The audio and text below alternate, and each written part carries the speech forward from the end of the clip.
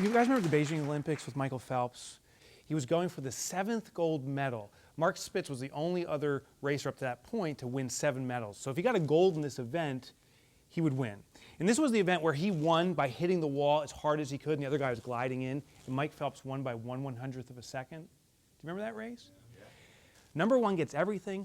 Number 2, we don't even remember his name. Milorad Servak, by the way. I interviewed him.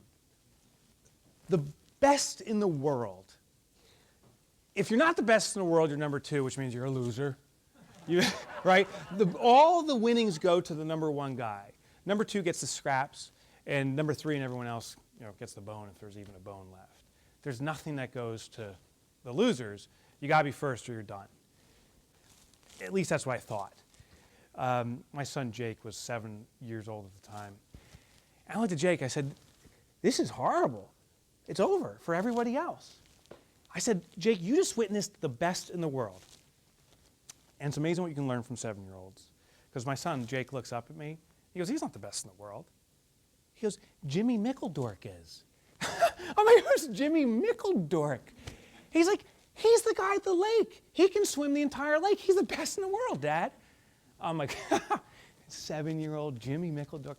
He's a kindergartner, and he can swim the lake.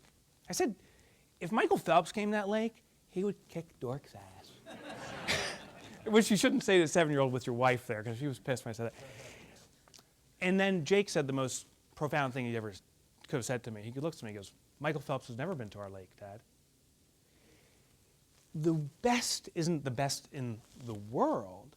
It's the best in the consumer's vision of the world, the lake. Are you the biggest fish in what the consumers see as the lake? I got a call from a security company, the company that provides security guards. The problem with a security guard is they're very unnoticeable. You go to a New York City building, you don't see the person in their blue suit just sitting there. You don't acknowledge them. They don't acknowledge you. And the problem if you own a security company is significant. The bill rate for a security guard is about $14 an hour, maybe $15 an hour. Those guys get paid $10 an hour, and then you have the costs, the COGS above that of overhead, insurance, and so forth. Some of these insurance companies literally make $1 an hour per guy. So how you win in the security business is more guys. If you can get 1,000 guys out there, now you're making $1,000 an hour. Well, this small security company in New Jersey called, and they were providing services in Manhattan. They had 100 security guards, and they were getting squeezed on the price too. So what you do when you want to be the S is first you have to observe what you're doing. So I went to the building that they had one of their guards in just to watch how it worked. And what would happen is if someone walked in, a new person going to their office would walk in, you had to take a turn to get to the elevators, and that's where the security guard was. And I was hiding behind like this bush, which is very awkward. So I'm sitting there like behind this bush, which freaked out people in the first place, lesson 1. So I'm sitting there, and the first guy comes in. His name was Joe Spano. Hey, Joey Spano. Joey, how you doing? And then there was this really elderly woman, too, just come in. It must have taken her an hour to get to the elevators. Unnoticeable. And we sat back and we said, what can we do to be the S, the biggest fish in our little lake in this building? Well, there's a behavioral thing.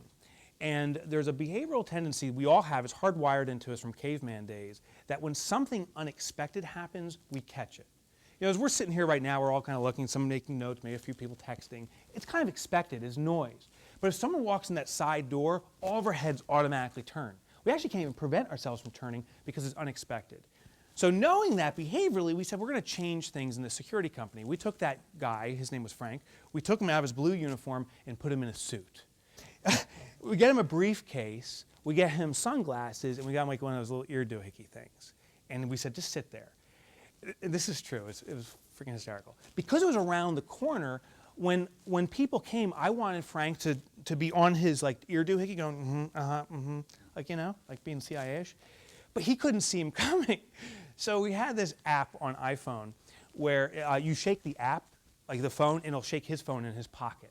And I was sitting behind the bush in the corner like this, and I was just going to shake the phone, right? Which I'll tell you, as people come in, and you're shaking a phone like this, it's not good. Tony comes in, he's like, hey, how you doing, right? And so I start shaking the phone. So I'm sitting there shaking, and Frank doesn't feel it in his pocket. So then I start saying, touch yourself, like this, which never do that.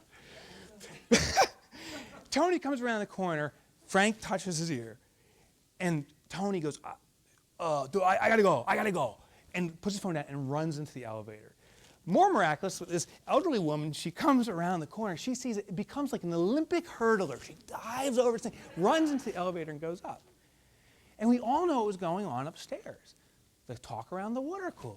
It was like the CIA here? Is Obama visiting? This building started becoming the talk of the town.